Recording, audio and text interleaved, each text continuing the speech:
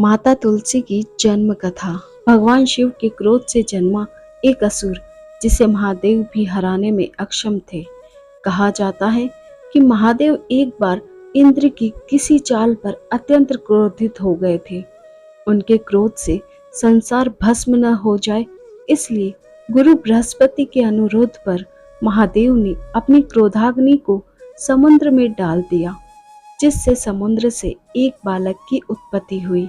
बच्चे के रोने की आवाज इतनी तेज थी कि उसे सुनकर संपूर्ण संसार बहरा हो गया। उस बालक की रोने की आवाज सुनकर ब्रह्मा जी भी समुद्र के पास पहुंचे और उन्होंने उसे गोद में उठा लिया। बच्चा ब्रह्मा जी के गले से लिपट गया, जिससे वो भाव विह्वल हो गए। ब्रह्मा जी ने बालक का नाम जलंधर रखा। जलंधर जब बड़ा हुआ तो उसका विवाह वृंदा के साथ हुआ, जो बेहद पतिव्रता थी और जलंधर की शक्ति का कारण भी। वृंदा भी एक असुर पुत्री थी, लेकिन वह भगवान विष्णु की परम भक्त थी। जलंधर असुरों का शासक बना।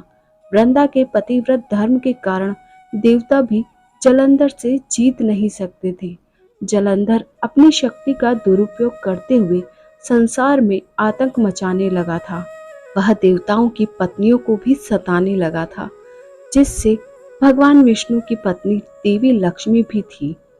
जलंधर का आतंक दिनों दिन बढ़ता ही गया। अब वह पार्वती जी को अपने अधीन करना चाहता था। इस कारण शिव जी उस पर अत्यंत क्रोधित हो गए और दोनों के बीच भयंकर युद्ध होने लगा। लेकिन जलंधर की शक्ति के कारण महादेव उसे हरा नहीं पा रहे थे। जलंधर की हार तभी संभव थी जब उसकी पत्नी वृंदा का पतिव्रता धर्म भंग होता। वृंदा का पतिव्रता धर्म भ्रष्ट करने भगवान विष्णु जलंधर का रूप धारण कर वृंदा के पास पहुंचे। वृंदा को लगा कि ये जलंधर है और यह भगवान विष्णु संग पति जलंधर जैसा व्यवहार करने लगी। इस प्रकार वृंदा का पतिव्रता धर्म भंग हो गया और महादेव जलंधर का वध कर सके। भगवान विष्णु द्वारा पतिव्रता धर्म भ्रष्ट होने के कारण वृंदा ने आत्मदाह कर लिया और उसकी राख के ऊपर तुलसी पौधे का जन्म हुआ।